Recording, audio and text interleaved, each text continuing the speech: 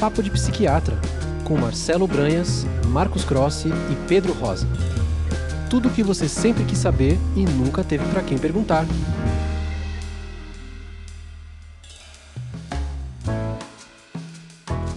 Sejam bem-vindos a mais um episódio deste podcast. Este aqui é o podcast Papo de Psiquiatra. Neste episódio, nós vamos falar novamente a parte 2 sobre medicações. Obviamente um tema aí de extrema relevância e também com muitos subtemas, por isso que a gente também dividiu em duas partes, né? Tem muita coisa para ser falada. E é algo que tem detalhes, tem alguns aspectos difíceis de falar de uma vez só, mas que são coisas que são importantes para muitas pessoas. Hoje em dia a gente sabe que muita gente está precisando de remédio, passou por momentos muito difíceis e se beneficia do uso da medicação, então também tem muita coisa para ser explicada, tem muito conteúdo importante que as pessoas precisam saber muito além do que está escrito nas bulas. Bom, pessoal, e uma das coisas que a gente pensou em começar a falar sobre esse tema, então, justamente dos efeitos colaterais, né? Porque as medicações, a tendência é que cada vez que os anos vão se passando, a gente consegue medicações mais eficazes, com menos efeitos colaterais e menos, entre aspas, sujas farmacologicamente, ou seja, interagindo menos com outras medicações. Óbvio que o ideal de uma medicação é que ela tivesse super eficácia, tivesse nenhum efeito colateral e não interagisse com nenhuma medicação. Mas como nada é ideal e perfeito, a gente sempre, otimisticamente a ciência sempre vai melhorando, mas sempre tem alguns efeitos colaterais. Uma das coisas que a gente tem que fazer é botar na balança benefício versus efeito colateral e discutir essa tomada de decisão com o paciente. Exatamente. Acho que um ponto importante de falar sobre efeito colateral é que, assim, muitas vezes os efeitos colaterais, eles vão ser específicos a cada medicação ou a cada classe de medicação, né? Então, por exemplo, antidepressivos, antipsicóticos e estabilizadores de humores, ou eventualmente até benzodiazepínico, são medicações que causam efeitos colaterais diferentes. Claro que existem efeitos colaterais comuns entre eles, certo?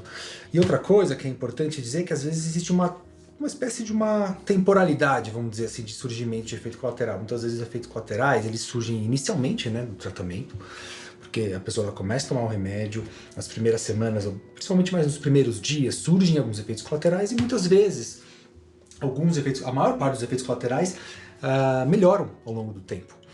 Existem sim alguns efeitos colaterais, vamos dizer, mais resistentes, assim, podemos dizer assim, né, que permanecem e que é como o Marcelo falou, né, você vai medir então, assim, vamos dizer, o benefício, né, da medicação e o efeito colateral, né, no médio e no longo prazo. Mas então é isso que a gente quer falar hoje para vocês. Então a gente vai citar os efeitos colaterais principais para vocês. Ou aqueles que mais dão medo nas pessoas, né? Exato. Acho que talvez os mais, vamos dizer, mais preocupantes assim para as pessoas.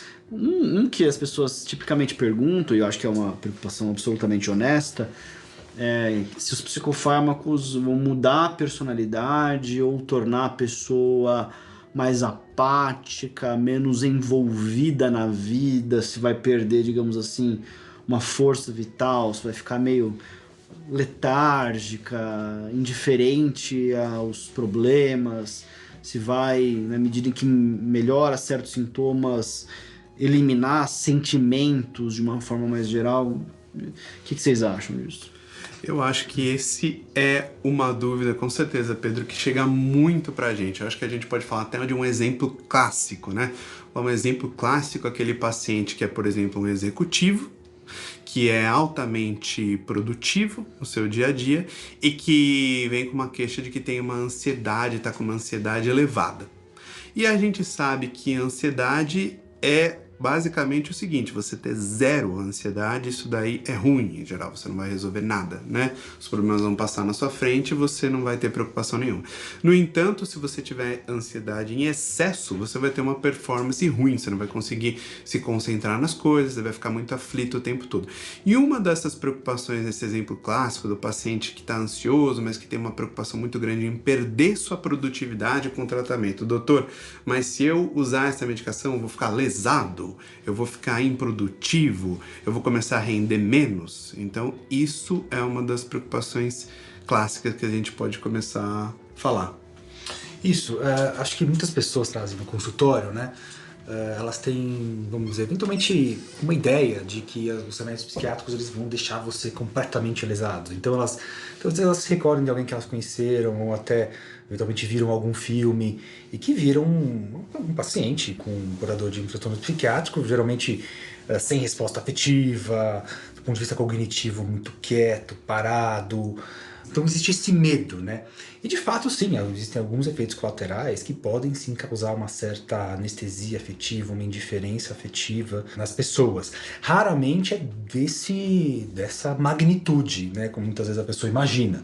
Né? Mas sim, muitas vezes isso pode acontecer. Então, por exemplo, inclusive remédios, os antidepressivos podem causar isso e às vezes as pessoas se queixam, né? Poxa, realmente eu não sou mais deprimido, eu estou me sentindo melhor, eu tô conseguindo fazer as coisas que eu quero, que eu gosto, mas às vezes realmente, assim, nem coisas tão boas assim, eu não tô sentindo as emoções negativas tanto quanto antes, quando eu estava deprimido, que as coisas estavam mais intensas, mais negativas, mas também as coisas mais alegres eu não consigo sentir da mesma forma que antes. Então, às vezes, diminui essa amplitude assim, afetiva e isso incomoda algumas pessoas. Então, isso é comum. Né? Pode acontecer e a gente tem que ver termos de frequência e intensidade, né? Tipicamente isso não é algo tão intenso. Na minoria dos casos em que isso pode ser intenso, em que o indivíduo se sente mais distanciado dos problemas de uma maneira excessiva, quer dizer, não está se importando tanto, isso acaba sendo um efeito colateral que muitas vezes impede a continuidade da medicação. E aí vem uma perspectiva geral que a gente tem do uso de psicofármacos, que olha, a gente vai precisar testar as medicações, vai ser necessário que a gente tente e que avalie de forma crítica, de maneira próxima ao paciente, o paciente relate os efeitos colaterais, né, que a gente procura perguntar se tem efeitos colaterais, é relevante da parte do médico que faça isso, para documentar. Os efeitos colaterais estão sendo insustentáveis. Nós já falamos um pouco no outro episódio, vamos falar hoje mais, que o tratamento tende a ser a longo prazo. Portanto, o que quer que esteja acontecendo ali tem que ser suportável a longo prazo. Não dá para ser algo que eu aguento por um mês, mas eu não aguento por 6 meses. O tratamento é a longo prazo, então tem que ser uma coisa sustentável. Nas raras vezes em que isso é intenso, em que o indivíduo sente uma apatia, a gente acaba trocando a medicação, a gente acaba usando outro fármaco, porque afinal de contas a nossa intenção é resolver certos problemas sem causar outros problemas, né? Então, essa a maior parte das vezes não tem algo tão intenso, mas numa minoria pode acontecer. E o mais importante, tirou o remédio, isso passa. Não existe uma circunstância em que usa-se um antidepressivo qualquer. Eu não vou citar o nome, senão vão achar que um causa mais que o outro, mas antidepressivos podem causar isso. Numa minoria dos pacientes de maneira intensa, mas também é algo que a gente vai acabar trocando a medicação e tem opções hoje disponíveis, várias delas que podem ser úteis. Tipicamente a gente consegue encontrar uma solução. Agora, também tem um outro aspecto, é que muitos pacientes melhoram de quadros ansiosos, melhoram de angústia em depressão e se sentem apáticos. Isso não significa necessariamente que aquela apatia se dá como efeito colateral da medicação. Então, se qualquer um que olhar uma lista de sintomas de depressão, vai ver lá que tem uma constelação de sintomas. Por mais que a gente almeje que a medicação melhore todos eles, a verdade é que com muita frequência um determinado remédio ajuda em alguns, sendo que os outros sobraram. Pode ser que tenham melhorado alguns como insônia, angústia, ansiedade, inquietação interna, mas depois persistem outros sintomas, por exemplo, apatia, sensação de que os sentimentos estão vazios, de ausência de sentimentos. E interessante notar que mesmo os psicopatologistas antigos que descreviam depressão antes de existir remédio, descreviam esses sintomas. Então não dá pra gente dizer que esses sintomas acontecem exclusivamente por remédio. Eles podem, portanto, na verdade, ser parte da depressão que ainda existe, ainda está ativa. Aqui nós chamamos sintomas residuais. Aí muitas vezes o contrário está indicado, aumentar a dose do remédio, otimização terapêutica, como a gente chama, ou associar uma outra medicação, a depender ali do que for mais conveniente para o momento. Ou seja, a gente vai valorizar uma apatia e vai ser determinante ali discriminar entre causa do remédio ou precisa de mais remédio para ser resolvido. É uma discriminação relevante feita caso a caso, né?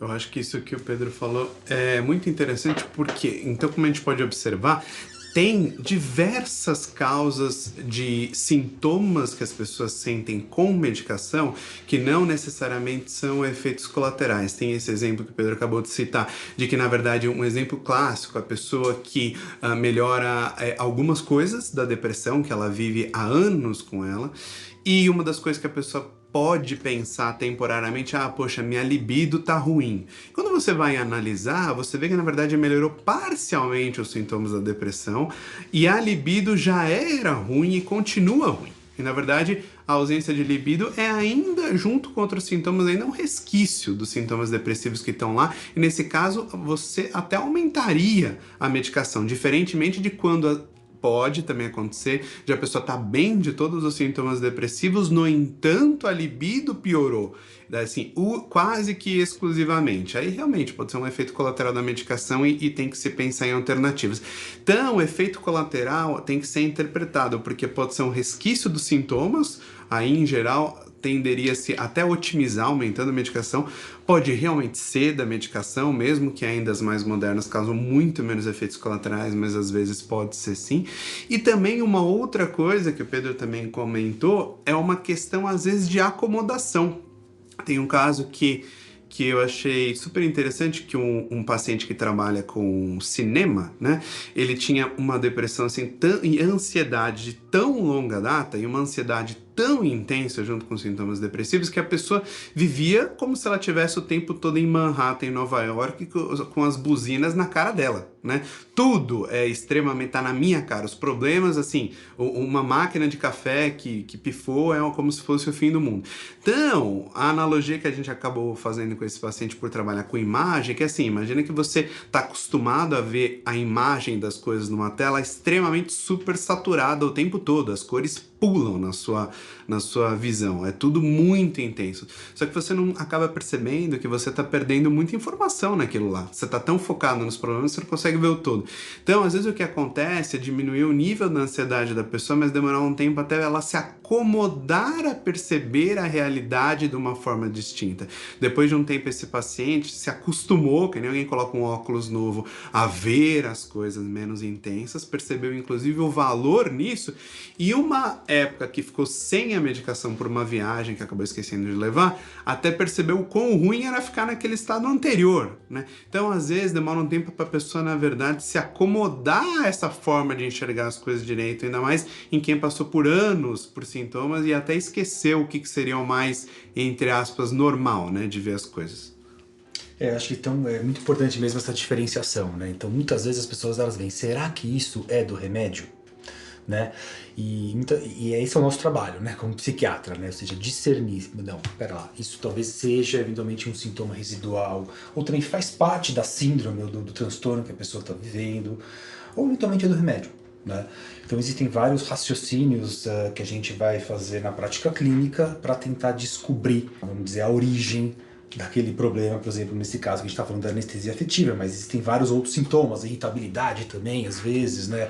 A gente sabe que, por exemplo, irritabilidade muitas vezes acontece também como parte da síndrome depressiva. A pessoa está deprimida, ela pode ficar irritável, irritada, e eventualmente você passa um antidepressivo, ela tem essa queixa de irritabilidade. Às vezes, claro, a gente precisa ficar muitas vezes atento para se isso é um efeito do antidepressivo, se eventualmente isso é eventualmente até uma virada maníaca, que seria uma situação aí menos frequente, claro, mas também muito perigosa, que a gente sempre presta atenção, ou eventualmente assim seja simplesmente um sintoma da depressão, né? E continuando com os efeitos colaterais, então a gente falou bastante desse efeito que as pessoas têm medo, né? Dessa anestesia afetiva. E vamos falar um pouquinho também de outros, né? Então, falando de sedação, acho que sedação também é um outro efeito bastante temido, né? eu vou ficar dormindo o dia inteiro, eu vou ficar com sono, eu não vou conseguir trabalhar. Então, esse é um sintoma importante a gente começar a falar também. E sim, alguns remédios psiquiátricos podem sim causar sedação, por vários mecanismos, né, que a gente não vai falar aqui, mas a gente sabe que sim. Muitas vezes essa sedação pode ser inclusive desejada, né? Então muitas vezes a gente prescreve uma medicação, por exemplo, um antidepressivo que tenha um efeito sedativo justamente para a pessoa dormir melhor, já que ela está tendo uma insônia ou até eventualmente sintoma ansioso. Então a gente une o útil ao agradável nessa situação. O problema é quando, vamos dizer, a sedação persiste ao longo do dia, né? A pessoa ela não acorda ou eventualmente ela fica bocejando o dia inteiro, precisa dormir à tarde, não produz. O Marcos falou uma coisa importante, né? Nem todo efeito colateral não é bem-vindo, né? Então a gente pode usar os efeitos colaterais a nosso favor. Esse é um exemplo muito importante. Alguns antidepressivos, algumas outras medicações causam sedação e isso muitas vezes é crucial para um paciente que tem um distúrbio de sono associado a uma depressão, a uma ansiedade e pode se beneficiar disso. Outros remédios tipicamente não causam sedação. Por que eu estou falando tipicamente? Porque tipicamente significa para a maior parte dos casos. Mas existem alguns casos que podem sentir sedação, alguns pacientes podem sentir sedação com uma medicação que tipicamente não gera sedação. Então, alguns pacientes pegam a bula e olham e vê o remédio pode causar insônia e sonolência. Então fica uma coisa um pouco curiosa. Como é que uma medicação pode causar duas coisas contraditórias, né? Como aumenta o apetite e diminui o apetite, né? Assim, melhora a dor, piora a dor. Isso aqui significa simplesmente que tem algumas pessoas que têm sonolência com a medicação e outras têm uma perda de sono. E aí a gente vai, naturalmente, pelo que acontece com a maior parte das pessoas. Então, você pega uma medicação que tipicamente é indiferente para o sono, pode ser que piore o sono se tomada à noite e tipicamente não dá insônia. Essa medicação vai ser administrada pela manhã. Se porventura o paciente for lá, a exceção 10%, 5%, 1% que tem sonolência, às vezes a solução é muito simples. Passa a tomar o remédio à noite. Então, muitas vezes, a gente vai encontrar maneiras simples de contornar efeitos colaterais relevantes. Agora, também tem alguns remédios que causam, como o Marcos falou, uma sedação contínua ao longo do dia. E, às vezes, é necessário aguardar que esse efeito melhore ao longo do tempo, que acontece com alguns pacientes, ou, a depender da circunstância, a gente vai fazer uma estratégia de tentar diminuir um pouco a dose ou trocar a medicação. Então, os efeitos colaterais eles têm que ser identificados e manejados. Em sua maioria, a gente consegue manejá-los, a gente consegue desenvolver alguma estratégia para atenuar esses efeitos colaterais, né? Então, sejam eles náusea, tremor, alguns outros efeitos colaterais também que são assim, razoavelmente inespecíficos da medicina e que acontecem com um monte de medicações diferentes, né? E uma coisa também que vale a pena comentar, aproveitando esse tema da sedação, que assim, o que a gente está falando é o que vai servir para a maioria, né, das pessoas que ouvem o nosso podcast, da maioria da população, porque a maioria das vezes esses sintomas colaterais, esses efeitos colaterais são manejáveis, a maioria dos tratamentos para os problemas psiquiátricos mais comuns tem medicações extremamente modernas, eficazes, com efeitos colaterais, muito poucos efeitos colaterais, mas claro, vale a pena também mencionar aquela coisa de novo do custo-benefício. Se um paciente tem um transtorno mental, por exemplo, raro, gravíssimo, com sintomas extremamente prejudiciais que fazem com que a pessoa praticamente não consiga ser funcional em várias esferas da vida, usou várias medicações, passou com vários especialistas e uma ou duas medicações apenas conseguiram controlar os sintomas, mas tiveram algum nível de sedação, de sono durante o dia, bom, nesse caso de exceção, né, completa exceção, a gente vai acabar tendo que lidar com esses efeitos, né? Por exemplo, usar outras estratégias de potencializar a chance da pessoa ficar mais acordada, incluindo inclusive a atividade física, que é algo beneficial para todas as pessoas. Então, existem também esses casos que hoje em dia, felizmente, são a exceção. Então, sempre a gente tem que pesar esse custo-benefício. Poxa, o que eu estou tratando? Vale a pena eu ter esse sintoma ou não? Né? E felizmente também ao longo dos anos, novas medicações também vão surgindo, né? Acho que é importante salientar, né, que há escolha, né? Ou seja, na maior parte das vezes, pelo menos, né, no sentido de que não é necessário a pessoa fazer um tratamento psiquiátrico e necessariamente ela vai ficar sedada, vai ficar anestesiada afetivamente, ou seja, existem opções de medicações, existem manejos para os efeitos colaterais e isso é importante porque muitas vezes as pessoas se afastam do tratamento psiquiátrico porque elas imaginam que, bom, eu não quero ficar sedado, eu não quero ficar anestesiado e etc.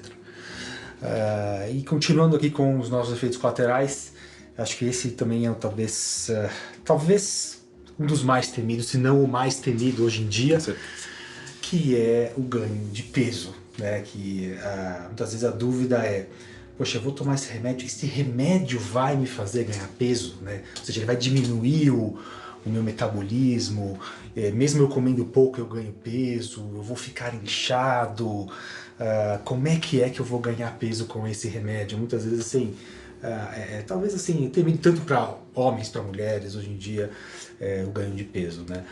E assim, de fato, é um efeito colateral que pode acontecer com alguns remédios psiquiátricos, desde os antidepressivos até os neurolépticos, que são os antipsicóticos, até estabilizadores.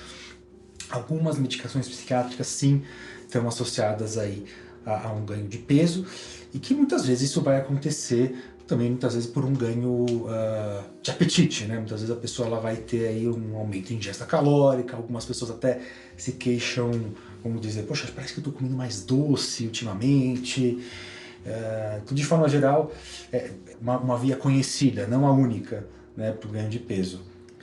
Tipicamente antidepressivos, né, a maior parte deles, se a gente for ver os estudos, mostra uma relativa estabilidade de peso. Algumas pessoas ganham um pouco, algumas perdem um pouco, o que nos leva a crer que o remédio tem um efeito neutro, já que inúmeros outros fatores estão associados a ganho e perda de peso, né?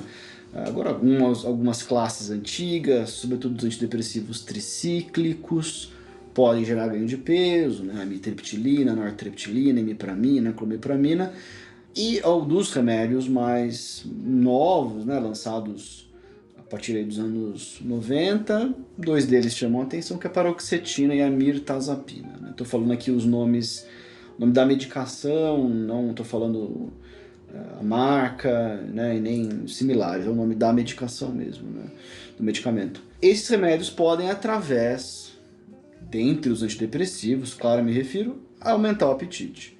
E isso vai acontecer, portanto, o ganho de peso na medida em que existe um aumento de ingesta calórica em relação ao consumo de energia, né? Metabolismo basal, mais atividade física, etc. A maior parte dos antidepressivos, portanto, não tem um efeito muito relevante. Por outro lado, também sabemos que os próprios transtornos mentais, depressão, ansiedade, podem envolver dificuldades no manejo alimentar, um apetite maior por certos alimentos, uma preferência por alimentos calóricos com muito açúcar e gordura, né? Algo que acontece com as pessoas quando elas estão em um elevado sofrimento psíquico, quando elas estão com um alto nível de carga de estresse associados a uma dificuldade de manejar o estresse. Algumas pessoas param de comer nessa circunstância, mas a maior parte das pessoas acaba tendo uma dieta ruim, uma dieta hipercalórica, se não em grande quantidade e uma preferência de alimentos mais calóricos. Então a gente tem que considerar isso também, né? Agora, da mesma forma como os outros efeitos colaterais, a gente presta atenção e maneja, né? Então tem que haver uma comunicação clara entre profissional e paciente a respeito do que está acontecendo quanto à alimentação. Até um tema, porque é uma coisa curiosa, nos últimos anos a alimentação ela progressivamente ganhou um lugar cativo nos consultórios psiquiátricos, onde o tema alimentação veio à tona, porque veio através de estudos muito bem feitos associar a alimentação à incidência de transtornos mentais, síndrome metabólica, ganho de peso, etc. Há uma incidência maior de transtornos mentais, assim como uma alimentação saudável como um elemento importante para o tratamento de transtornos mentais. Então isso surgiu ali, né, para nós, para conversar com os nossos pacientes. Então é um tema relevante. Se tem alguma coisa que o paciente percebe, por qualquer razão, mesmo que não tenha a ver com a medicação ou aumento de apetite, a gente precisa intervir, a gente precisa falar do assunto, o paciente precisa de ajuda. Portanto, se tem alguma medicação que porventura gerou um ganho de peso, a gente não precisa esperar 1, 2 meses, 3 meses, às vezes um semestre para tomar uma decisão. Porque, puxa, um ganho de peso de 1 quilo por quinzena, em 6 meses são 12 quilos. 12 quilos é muita coisa para a maior parte das pessoas, né? É um ganho muito substancial. E, portanto, a gente age precocemente. Então, isso é uma mensagem geral também de efeito colateral. Usando as medicações disponíveis, a gente consegue, tipicamente, prescrevê-las de uma maneira que ajuda o paciente e que tem efeitos colaterais quando muito toleráveis. Mas, se acontece alguma coisa que foge dessa expectativa, uma comunicação rápida permite que a gente faça reajustes, maneje, troque remédio, mude doses, de maneira a atenuar efeitos colaterais de maneira substancial, suficiente. Né? Com certeza. Por isso é que o acompanhamento adequado, ele tem que ser uma coisa bem de perto, né, de preferência, para detectar essas coisas precocemente. E também vale a pena comentar, até a título de curiosidade também, para quem não é da área, que há situações também que vale o mesmo raciocínio, de que tem situações que você pode usar os efeitos colaterais ao seu favor. Só 2 exemplos rápidos, né? Quando você quer usar uma medicação que seja, por exemplo, antidepressiva e que gere um aumento de apetite, pacientes com depressão melancólica grave, que às vezes perdem o apetite, e pacientes às vezes oncológicos, né? Que o próprio câncer diminui o apetite e você quer que isso aumente. Outra coisa também, em casos às vezes complexos, vale a pena também a gente incluir outros profissionais numa equipe multidisciplinar de tratamento do paciente, só citando alguns que acabam interferindo nessa questão do peso: treinadores físicos, nutricionistas, nutrólogos e endocrinologistas, por exemplo. Às vezes a gente acaba se aliando muitas vezes a esses profissionais para endereçar questões alimentares, às vezes de maior complexidade, né? E continuando então para os nossos efeitos colaterais, agora também esse é um efeito realmente bastante problemático, ainda mais porque, bom, a gente sabe que muito, que nem o Pedro falou, né, muitos efeitos colaterais, principalmente esses inespecíficos, que pode acontecer com vários remédios, desaparecem no longo dos primeiros dias e semanas depois que a pessoa está tomando a medicação. Mas a gente sabe que tem algumas medicações alguns efeitos colaterais que, vamos dizer, podem ser um pouco mais resistentes, pelo menos ao tempo, vamos dizer assim, de serem manejados, por exemplo, alterações sexuais de uma forma em geral. É claro que assim, acho que o Marcelo falou isso já, a gente tem que, claro, diferenciar se isso é um sintoma do transtorno mental ou não. Muitas vezes a gente sabe que na depressão acontece, muitas vezes, uma perda de libido, alguma alteração sexual. Mas a gente sabe sim que alguns antidepressivos, principalmente os que têm ação, vamos dizer, serotoninérgica, eles podem sim causar alterações sexuais, muitas vezes é perda de libido, tanto em homens quanto em mulheres, mas muitas vezes os homens eles também podem se queixar de queixas assim ejaculatórias, tem um retardo ejaculatório, eventualmente pode ter até uma anorgasmia, né? As mulheres também podem se queixar disso. E esse é um efeito colateral que eventualmente pode até melhorar um pouco com o tempo, mas pode persistir, e daí que a gente talvez tenha uma arte aí na hora de gerenciar e de manejar esses efeitos colaterais. Tanto, vamos dizer, pela escolha do remédio, eventualmente até a troca, quando possível a diminuição, nem sempre é possível uma diminuição da dose, né, muitas vezes, ou até às vezes a associação de alguns remédios, que podem, vamos dizer que a gente até, é um nome curioso, né, antídoto, que são algumas medicações que podem eventualmente auxiliar nesse efeito colateral de alteração sexual. Esse é um efeito colateral que, infelizmente, ele pode ser persistente, mas claro que sexualidade é um fenômeno complexo, tem muita coisa envolvida. Atividade física, às vezes, ajuda bastante, né? Então tem estudos com isso. O Marcos falou de alguns antídotos, né? Às vezes existe uma discussão a respeito de algumas medicações como a bupropiona, mirtazapina, para auxiliar nisso. Mas a bem da verdade é que também não é um tema tão estudado quanto a gente gostaria, né? Mas, novamente, é algo que vai ser colocado em uma balança de prós e contras, isso vai ser lidado em termos do benefício, em termos de qualidade de vida, manejo de sintomas em relação ao prejuízo que essas dificuldades de libido podem causar. Agora, não é todo mundo que tem esses efeitos colaterais, uma porcentagem dos pacientes, mas tem muitos pacientes que não sentem absolutamente nada. Então, também alguns pacientes vêm com uma certeza de que os efeitos colaterais vão acontecer com todo mundo. E isso não é verdade, né? Acho que uma ressalva interessante sobre o que se lê na internet, a respeito do que se lê nas bulas. Toda caixa de remédio vem com uma bula. E a bula está lá, o paciente tem direito de ler. Eu pessoalmente, nunca falo para o paciente não ler. Mas a gente tem que dizer a realidade. A bula não representa a experiência do paciente médio. A maior parte dos pacientes, na hora que você olha uma bula em que tem uma lista de 40 efeitos colaterais, a sensação que o indivíduo tem é que pelo menos 3, 4 ele vai ter. O que não é a realidade. A realidade é outra. O que importa é quantos % dos pacientes que tomam este remédio nesta dose toleram a medicação ou não. Essa é a pergunta que é relevante. E para a maior parte das medicações hoje, sobretudo os antidepressivos, essa porcentagem é muito grande. Quando muito, o que a gente vê são efeitos colaterais inicialmente difíceis. Um pouquinho mais de ansiedade, um pouco de dor de cabeça, alguns efeitos colaterais gastrointestinais, queimação, às vezes um pouco de diarreia, um pouco de tremor, mas veja, aí eu listo 7, parece que é um bicho de 7 cabeças, mas não é bem assim. E a gente tem hábitos de iniciar a dose devagar, com ajustes lentos e progressivos, de maneira que os efeitos colaterais são manejáveis. E aí eles passam em aproximadamente 15 dias, geralmente menos, mas a maior parte das pessoas já não tem mais nada com 15 dias, quando então se instalam os efeitos terapêuticos. Muito pior seria se eu tivesse efeitos colaterais iniciais, mas que persistissem. Esses efeitos colaterais iniciais passam e os efeitos terapêuticos depois se instalam.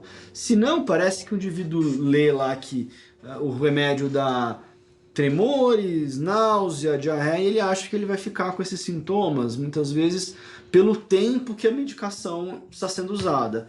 Em sua maior parte, não é verdade.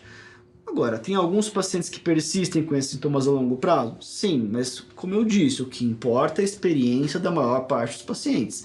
Até que a gente, de alguma forma, às vezes com mais de 1, 2, 3 tentativas, encontra uma medicação que se encaixe às necessidades do paciente sem que gere grandes efeitos colaterais. Alguns pacientes precisam de paciência.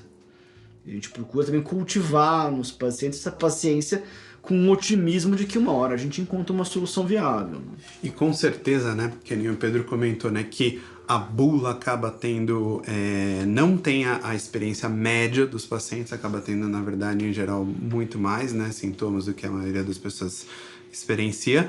E existem várias estratégias para tentar mitigar, diminuir isso, né? Você, às vezes, em alguns casos, começar com metade da dose inicial por alguns dias, para a pessoa se adaptar. Na hora de retirar a medicação, você retirar de uma forma também mais lenta. E voltando para o assunto sexualidade, né? E diminuição da libido, também, várias vezes, o problema é mais complexo do que aparenta ser, e você tem que fazer uma grande investigação de vários fatores com o paciente. Exemplo, poxa, mas assim, como era a sua libido antes? Que fase da vida a pessoa tá? Inclusive pensando em alterações hormonais no homem e na mulher a partir de certas idades, como é em geral a libido e a prática sexual do parceiro, da parceira, e às vezes coisas assim que não aparecem em geral no começo da queixa. Às vezes, muitas vezes o paciente não tem nem insight sobre isso. Às vezes acaba acontecendo coisas do tipo assim, poxa, mas assim, a minha libido está diminuída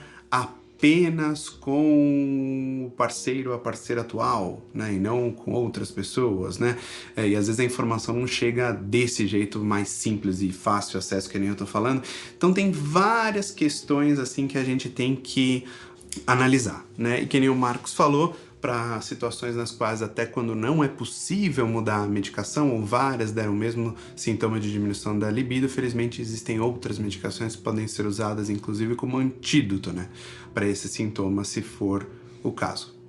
De fato, a libido é um assunto complexo mesmo, razões psicológicas e tem razões biológicas, assim, tanto pela idade, mas também comorbidades, né? Diabetes, por exemplo, a gente sabe que hipertensão, as pessoas elas podem ter alterações, por exemplo, vasculares, neurológicas, e que podem comprometer a função sexual das pessoas. Bom, pessoal, acho que esse foi um podcast extremamente importante, um monte de dúvidas relevantes aí. Agora, também façam seus comentários, enviem as suas dúvidas que a gente vai respondendo aí ao longo dos próximos episódios. Dê sua opinião, ela é muito importante pra gente.